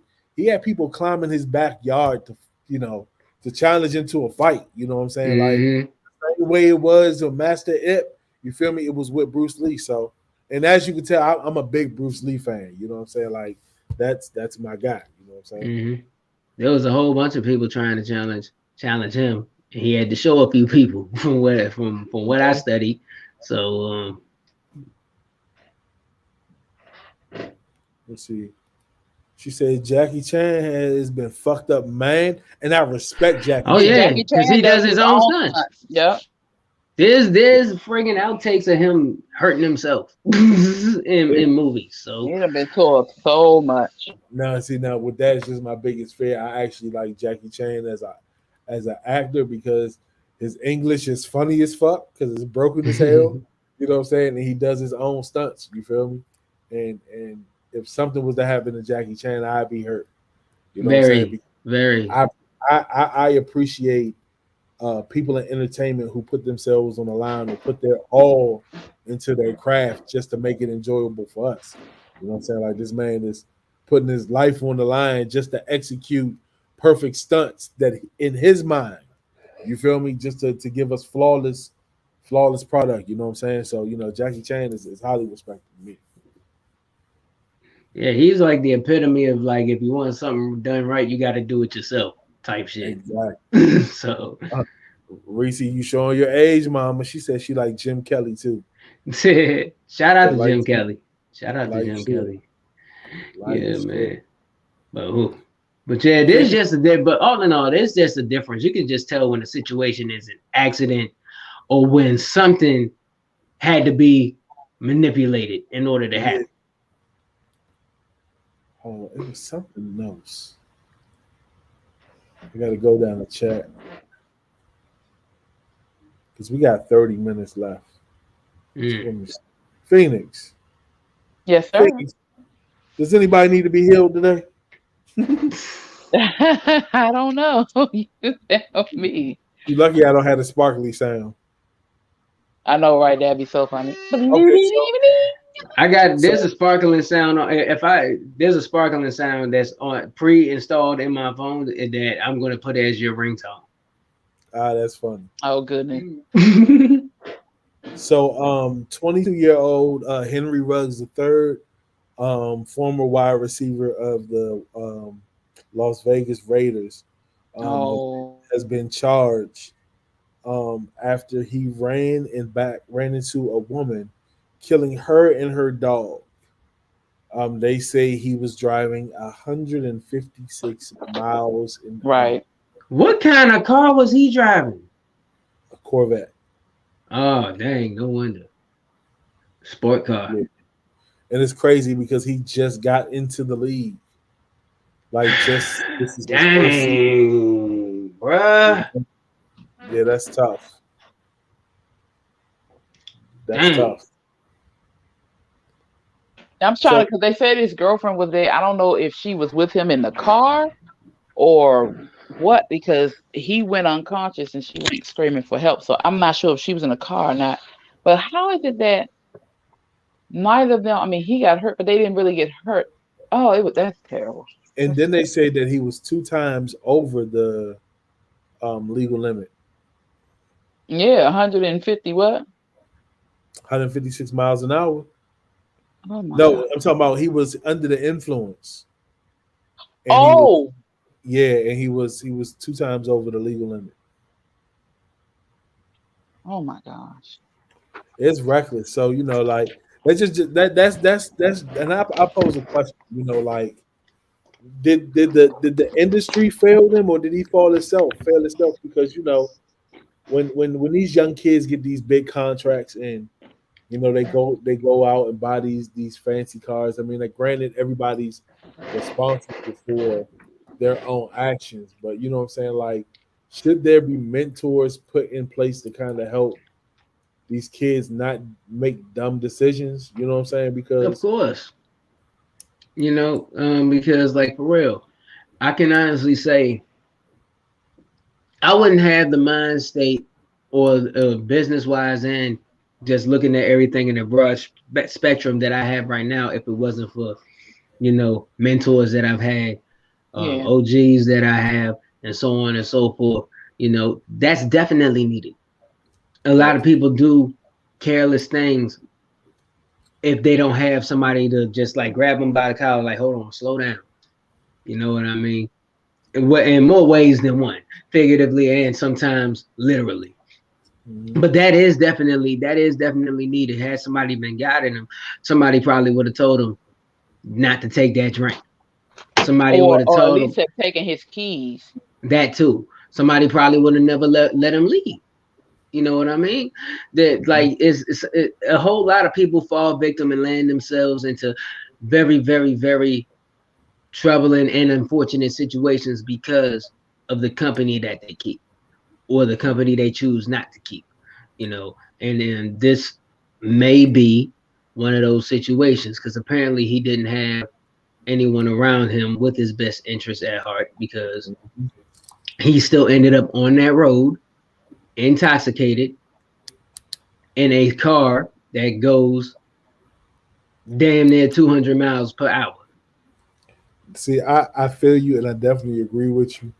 But like my logic just kicks in like, okay, let's really unpack the situation. We're talking about a young man who has an NFL contract, which means he had to play college ball for at least 4 years. Mm-hmm. So he's roughly about at the age of 22.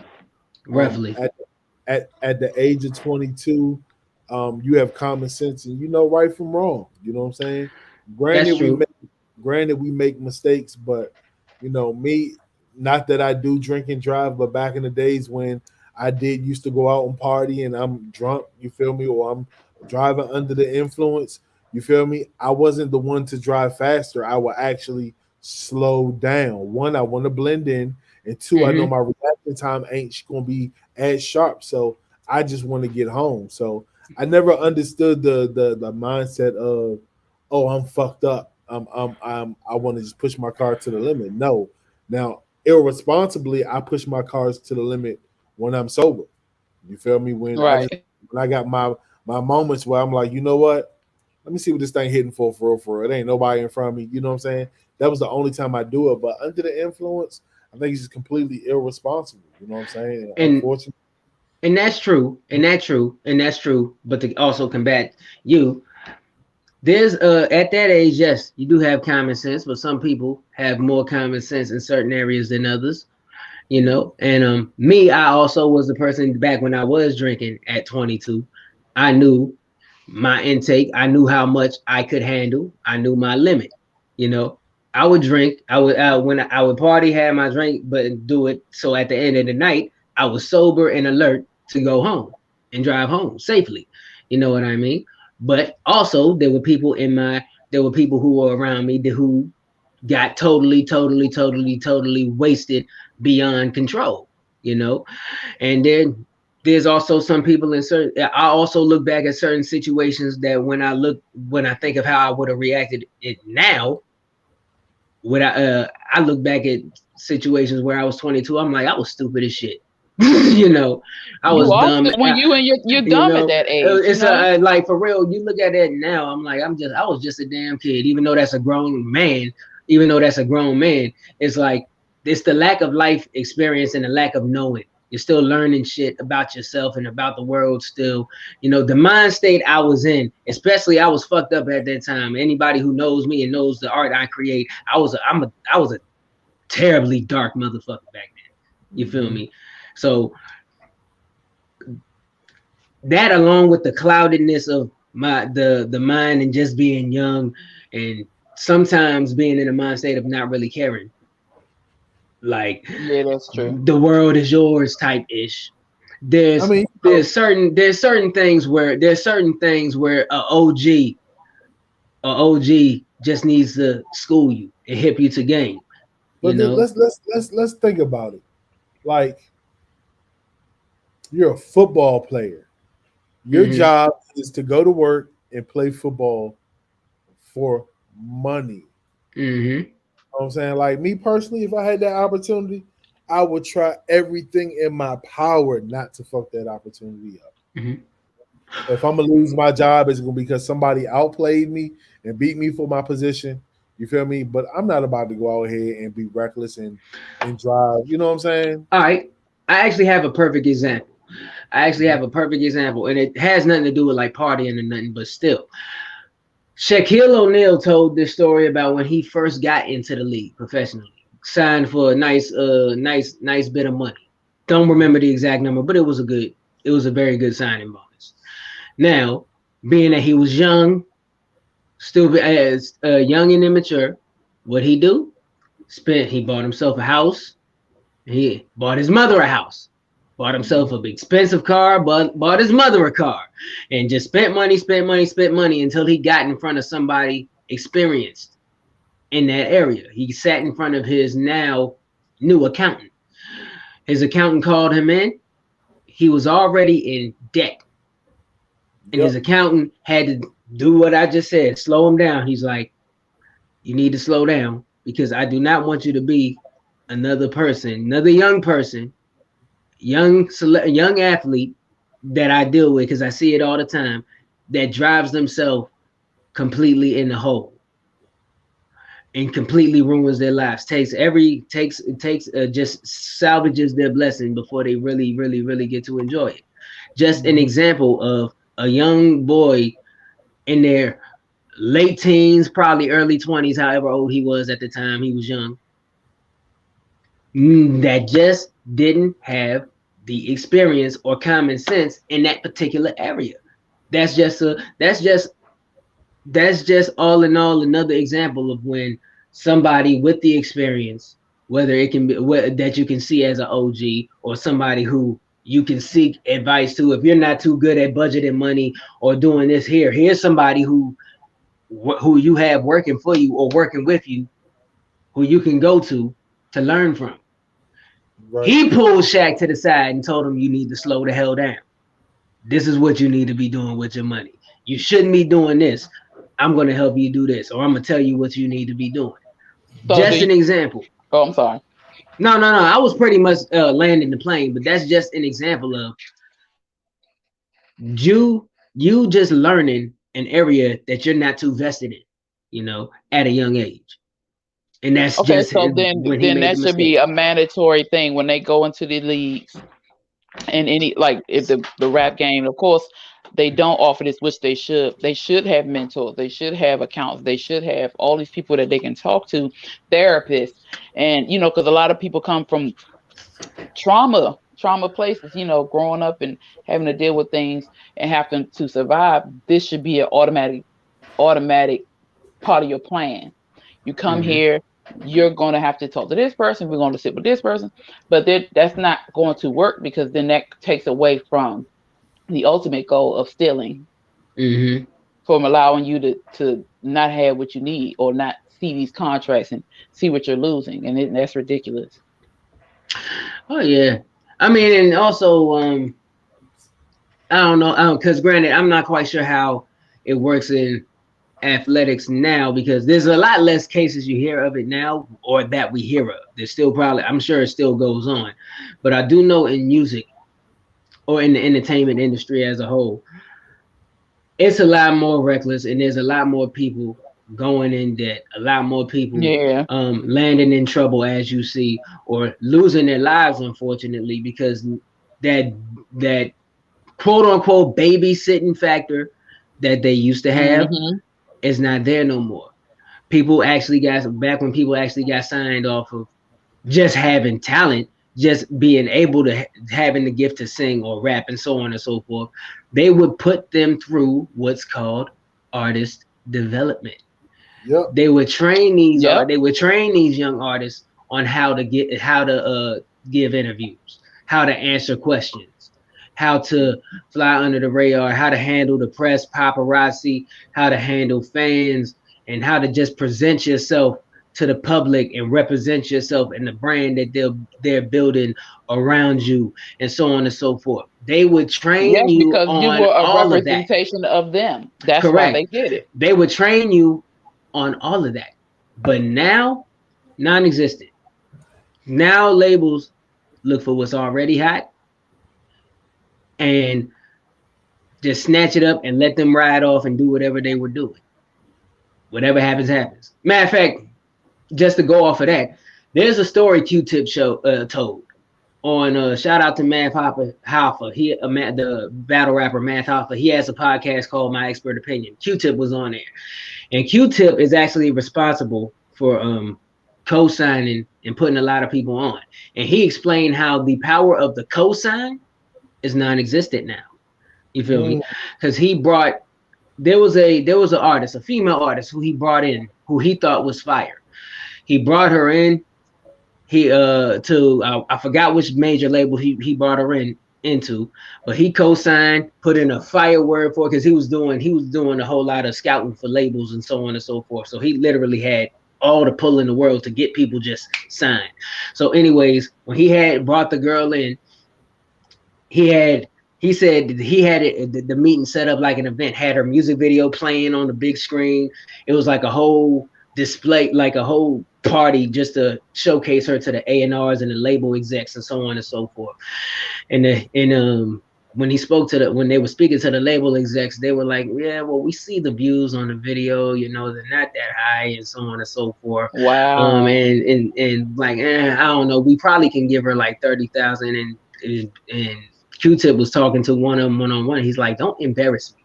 Like, if you don't want to sign her, just say you don't want to sign her, and so on and so forth. They ended up not signing her because their excuses, like she wasn't hot enough. Like, they had the views and like the views wasn't popping, the following, and so on and so forth. But look how that changed. Look how much that changed. But this is the punchline. Guess who that woman ended up being? Who?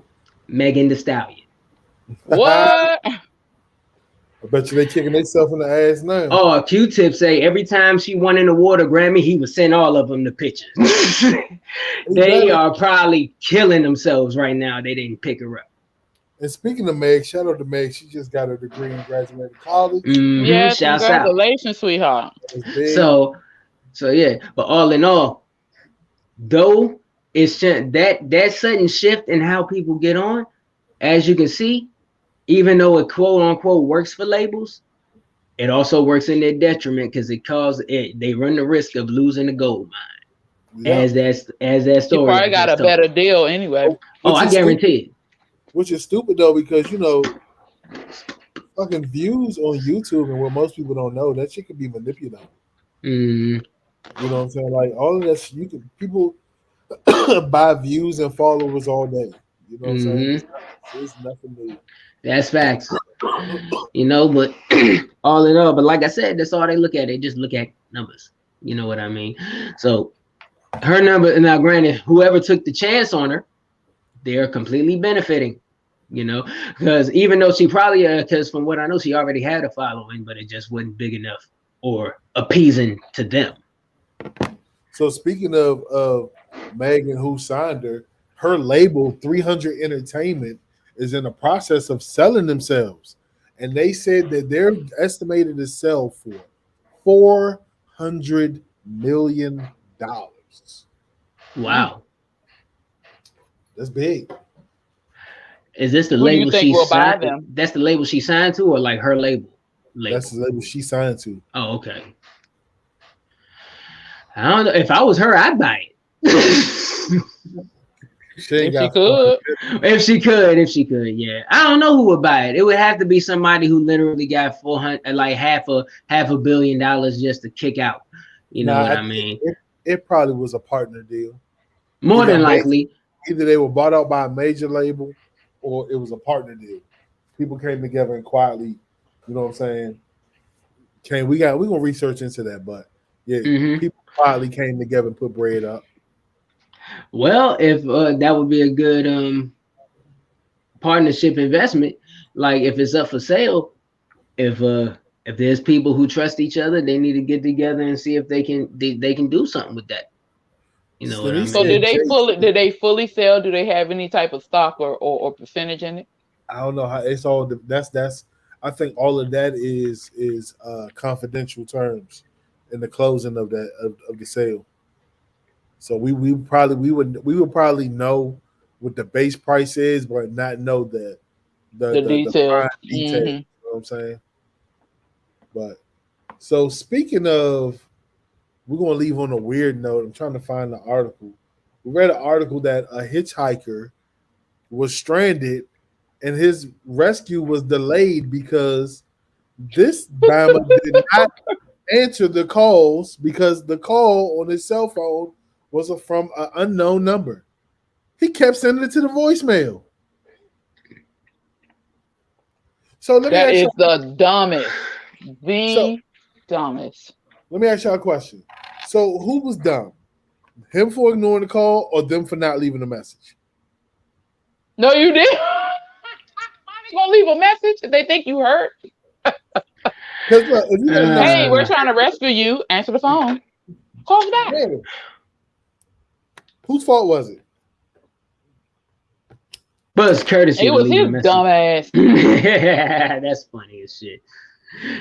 Oh man. Just to make sure I heard. Like what the hell? Bruh, you should be able to take any call you can at that point. Like shit. Like first and foremost. Answer the scammers. Like, hey, no bullshit.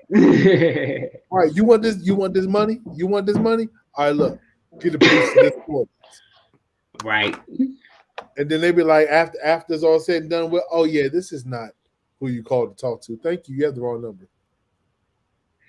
Yeah, that's click. Wild. Like shit. That's crazy shit, yo. That is crazy. Yeah, but I agree with you, Phoenix. I definitely blame him. You know what I'm saying? Like, first and foremost, like, nigga, especially if you called for the rescue. Like, nigga, when I order food, right? I answer the unknown calls because that might be my delivery. Be like, hey, bro, right? I'm in here and they ain't got what you want. Do you want something different? Like, come on, bro. Like, that's his. Yeah, and the delivery people got the weirdest numbers. You got to answer those calls. Oh yeah, facts. Man, I'm trying to tell you.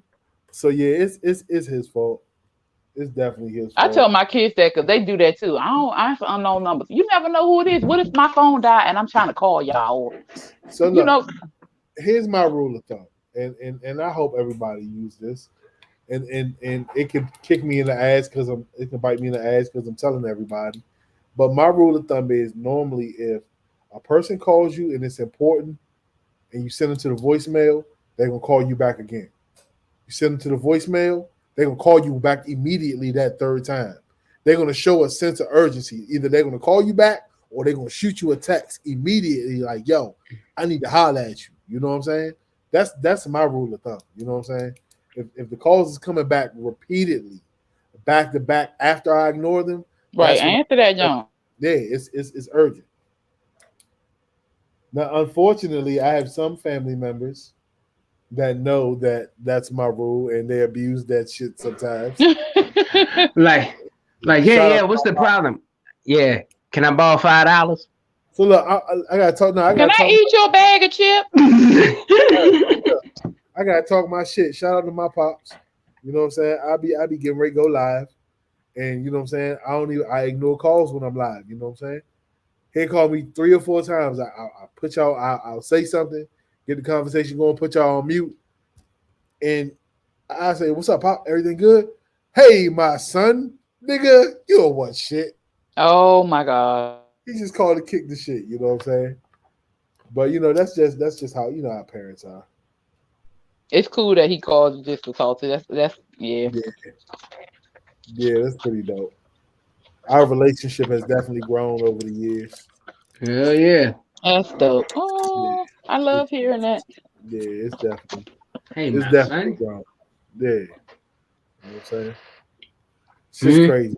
Hey, look, though, we are officially at the end of our show. We got 3 minutes left, so y'all already know. In the words of my man Busy Bone, rap roll call. You don't know about that quick.